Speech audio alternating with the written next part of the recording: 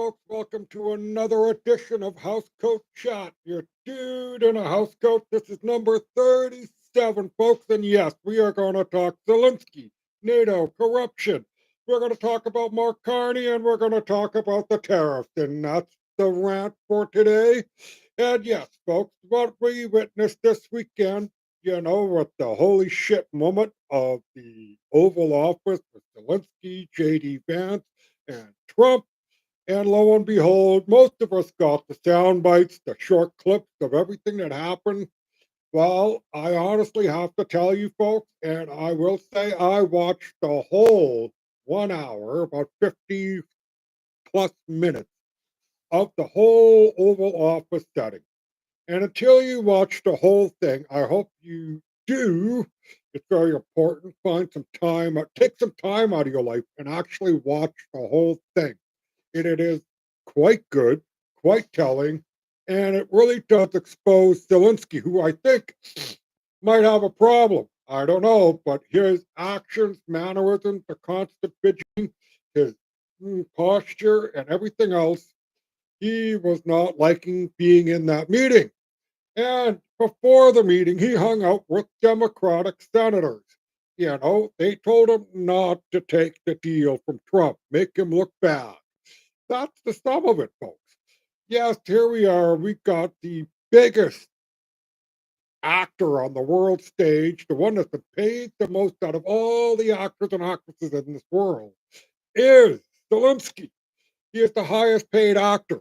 He is clinging to power because if he doesn't have that power anymore, he is going to do what?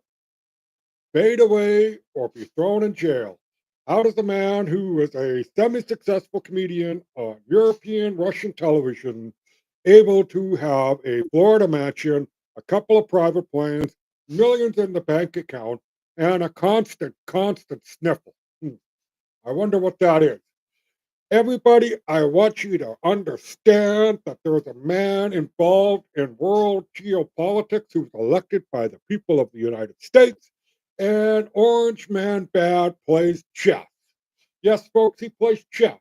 While some people are busy still playing checkers, such as Zelensky and the people in the EU and Canada, Trump is playing 4D chess. I had the opportunity to listen to Glenn Beck explain a few things this morning. He did a billboard of what Trump was kind of doing. I highly recommend you people go seek out Glenn Beck and listen to his opinion on the whole fiasco that just happened on the weekend, right? I mean, Zelensky doesn't have the cards. He's in no position to dictate to anybody about anything. He has no people left to help fight him unless he sends his elderly and the women and everything else. And it is a horrible, horrible situation. And I'm not going to dive down that rabbit hole. Who is at fault? Other than to say that I have definitely am on the side that 2014 the United States government successfully couped the Ukrainian government. There's evidence and evidence and evidence, folks. Remember now. And there's, like what did the Americans say to the EU and Russia? If the pipeline goes through and you accept the natural gas from Russia, and if Russia attacks Europe, we are going to bomb that pipeline. The pipeline exploded, folks. It was sabotage. And Seymour Hersh is the person you need to look up and find out from his article what happened with the Nord Stream pipeline. Seymour Hersh is a world famous and well reputed reporter journalist, a genuine fedora wearing press club kind of guy. And I honestly ask you people to check that story out. And to make it even worse, folks, Trump has announced today that Europe has bought more oil from Russia because of all the sanctions and everything else. They're doing a workaround, right? They're buying all that oil from Russia, and they gave Russia more money than they did to help Ukraine. Why is it that the European Union of 500 million people is asking the United States for 300 million of their people to go fight 140 million Russians? Ask yourself that question, right? All these warmongers. And it's a quagmire and a shit show. And all I could say is that Zelensky got exposed for being a addict and not very well. How do I put it? I'm not sure how to put this one. He is a puppet. And that's the only way he can have things is by being a puppet. And once he's out of power, he is at a loss completely, right? Now let's just switch it up, folks. Mark Carney. Yeah, Mark Carney. All right, Mr. MC. He apparently is all that in a bag of potato chips, right? Signing off on all these things before he ran for a liberal leadership race, and yet he did not successfully sign off on all his boards. That's been exposed. I believe it's the Globe and Mail or the National Post. People go look it up. I'm just a dude in the housecoat sharing my thoughts and opinions and what I've read and seen myself. And it's up to you as a viewer, a listener, or whatever, or as just a person. You need to look things up. Mark Carney is a Trojan horse. You look what they did with the leadership race for the Liberal Party folks. Two East Indians kicked out, and Ruby, what a gem of a lady she is. She actually got more views with her private stream with an independent media person who I believe his first name was Mario. I don't recall how to say his last name, and I don't want to butcher it, but Mario, bald headed fellow, kind of soft spoken, but he is intelligent. He brings the receipts, and he interviewed her, and she answered all his questions like a true person in a debate, not the liberal love fest that so few watched. And that's my point. Ruby got more viewership through an independent media personality than the Liberal Party got through their rinse and repeat news agency of the CBC. Oh, look, I didn't turn on my bear. Well, let's turn on the bear now, shall we? There we go. We'll get some lights on the bear. Yeah, I try and make sure everything's up and running before I do the show. I got the scone lit, folks. Yes, remember what that scone is? That a scone is for myself and you who may have lost a loved one for whatever reason it is. That is why I like the scone, just as an honor of memory for the people that I may have had in my life that are no longer here. And I hope you, if you're a listener or a viewer, will appreciate that and maybe like one for yourself. Oh, yes, folks. Mark Carney. Yes, he lies, lies, and lies. And yet, now what? We're selling more semiconductors to the United States than anybody else.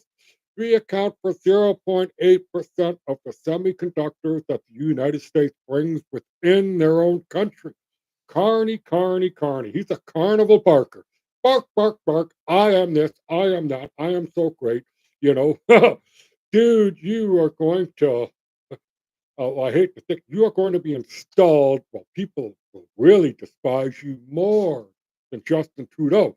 I don't think that's possible, but I have a hunch that if Mark Carney gets in, it says we are in a world of hurt, and he's admitted this. And Mark Millerford, he has stated this today regarding the tariff stuff, and I'm going to get to that in a second.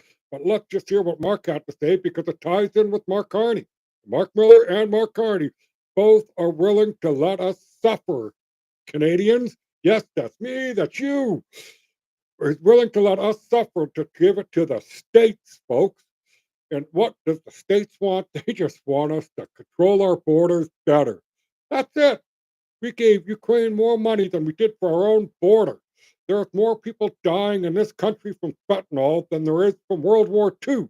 That is a huge and shocking statistic, and we should do something about it. Canada supplies 83% of the Australian fentanyl and pharmaceutical drugs that we create in this country. It's being shipped overseas, folks. Why is it all happening in Canada? Because of the lax laws, the RICO thing. If you know what RICO is, great. If you don't, go Google Grok and check out the term. We don't have those kind of laws in Canada. And Smoka, Berenzia, I hope I say your name right.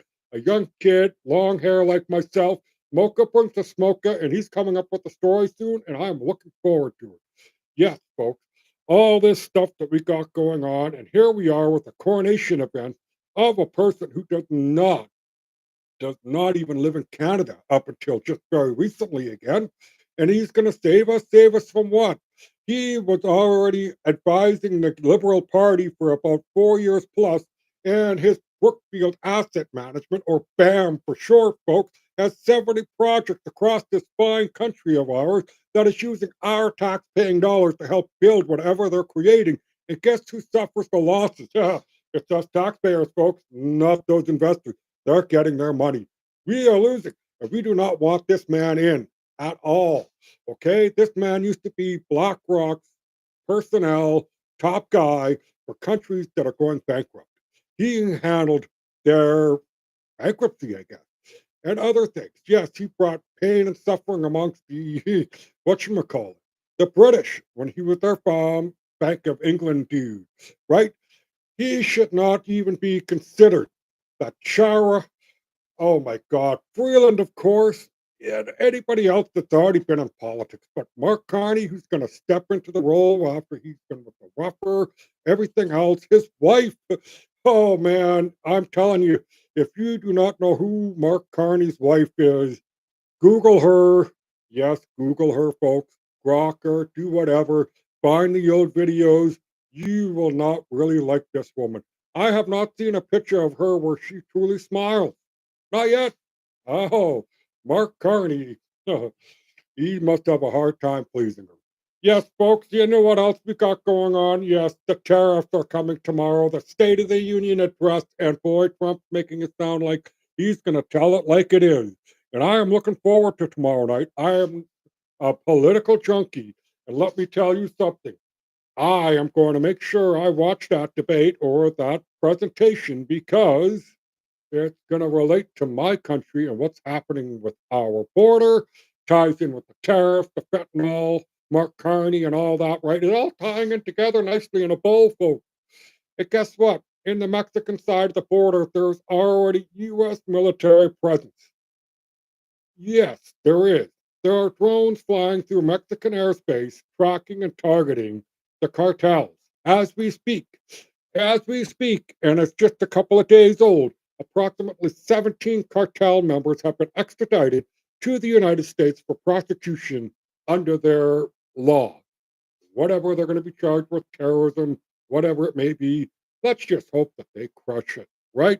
I mean, I like what I like, and you know what? If I see these people doing these harmful substances and they're not doing any good to themselves and they're hurting themselves extremely bad, we should try and save them, not like BC with their safe supply and everything else, where young children are getting hooked on drugs because they can go to their doctor and the doctor can prescribe it to them without their parental consent. I know that's a sidebar, folks, but let's just get back with the tariff. Trump says it's on, and he said today, folks, he said today it's about the fentanyl. And it's not about really any other thing. And if you know what, we throw tariffs back on him, he'll just do more tariffs. And the only people that are going to suffer is the public.